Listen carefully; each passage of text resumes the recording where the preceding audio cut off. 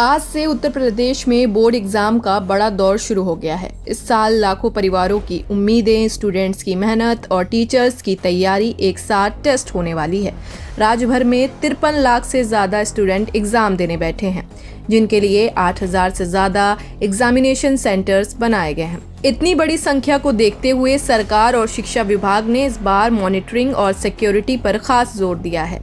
इस साल सबसे बड़ा फोकस नकल मुक्त एग्जाम पर रखा गया है। हर एग्जाम सेंटर पर सीसीटीवी कैमरे लगाए गए हैं, जिससे लाइव मॉनिटरिंग की जाएगी। कंट्रोल रूम डिस्ट्रिक्ट लेवल और स्टेट लेवल दोनों जगह बनाए गए हैं, जहां से रियल टाइम में नजर रखी जाएगी। मतलब किसी भी रूम में कुछ गलत हुआ तो तुरंत पता चल जाएगा। सिर्फ कैमरे ही नहीं, flying squad, sector magistrate, static magistrate और पुलिस टीमें भी लगाई गई हैं। एग्जाम सेंटर के 100 मीटर के एरिया में भीड़ जमा करना मना रहेगा।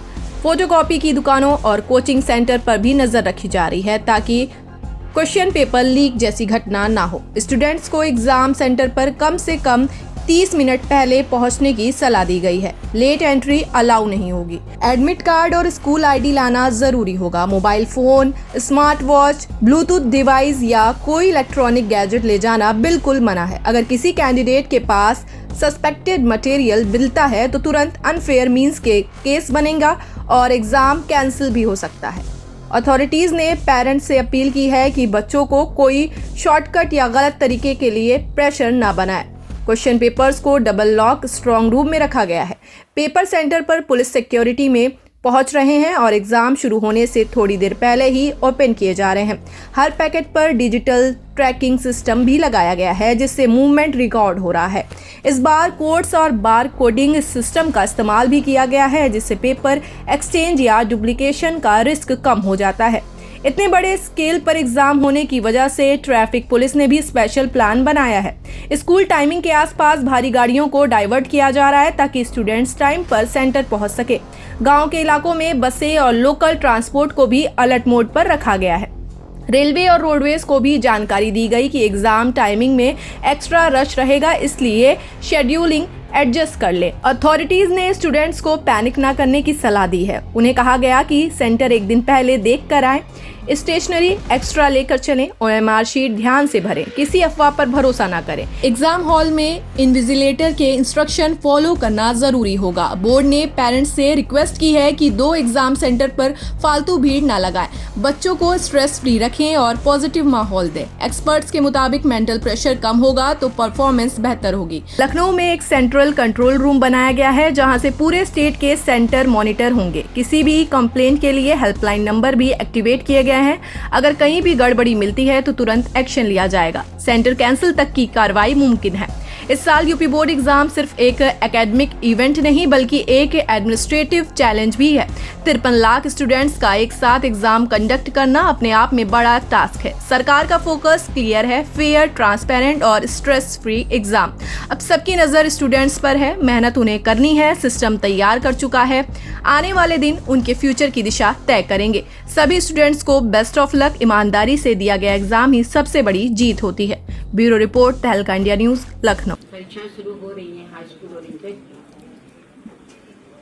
जो 18 से प्रारंभ होकर 12/3/26 तक आयोजित की जाएगी। परीक्षा कुल 15 दिन में हो जाएगी।